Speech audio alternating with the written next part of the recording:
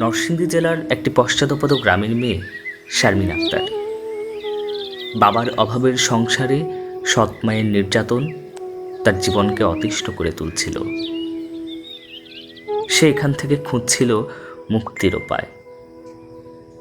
একদিন ফেসবুকে তার সাথে পরিচয় হয় এক বিদেশি যুবকের। ধীরে ধীরে সেই পরিচয় প্রেমের সম্পর্কে রূপ নেয়। শুরু হয় ইনবক্সের খুনসুটি। এদিকে বাড়তে থাকে মায়ের অত্যাচার, মৌখিক প্রহার আর মানসিক নির্যাতন, কখনো কখনো গড়ায় শারীরিক নির্যাতন পর্যন্ত। ঘরের সমস্ত কাজ করতে করতে ক্লান্ত শ্রান্ত শারমিন বিদেশি প্রেমিকের মেসেজের শব্দেই কেবল এক আধটু হাসির ফুরসত পেত। এরই মধ্যে শারমিনকে বিয়ের প্রস্তাব দেয় বিদেশি প্রেমিক। শারমিনের যেন আনন্দে নিজেকে হারিয়ে ফেলার দশা। চোখে ভেসে ওঠে একটা মুক্ত স্বাধীন আকাশ, যেখানে থাকবে না কোনো বর্বরতা। পরিকল্পনা অনুযায়ী বাংলাদেশে আসার প্রতিশ্রুতি দেয় প্রেমিক। শারমিনের স্বপ্নের পৃথিবী তৈরি করার দায়িত্ব নিতে কিছুদিনের মধ্যে চলেও আসেন। অভাবী বাবাও যেন মামরা মেয়েটার সম্ভাব্য উন্নত জীবনের আশায় বুক বাঁধেন।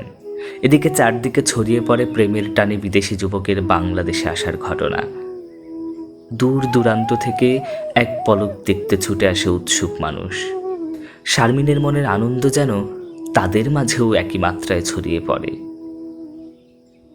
আত্মীয় স্বজনের উপস্থিতিতে বিদেশি যুবকের সাথে বিয়ে দেওয়া হয় শারমিনের।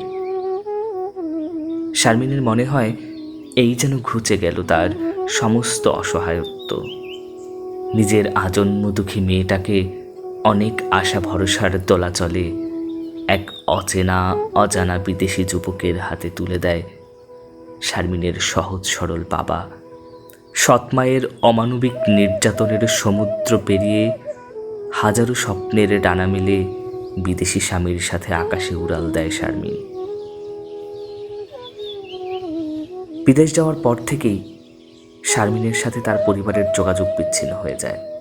অশ্রুসিক্ত দীর্ঘশ্বাসে বাবার মন যেন প্রতি মুহূর্তে কোনো অশনি সংকেত টের পায়। একদিন একটা ফোন কল আসে শারমিনের বাবার কাছে। রিসিভ করতেই ওপাশের কণ্ঠস্বর শুনে মলিন হয়ে যায় তার মুখ। বিস্ফোরিত চোখে ভেসে ওঠে এক ভয়ঙ্কর বার্তা। মানব পাচারের শিকার হয়েছে শারমিন।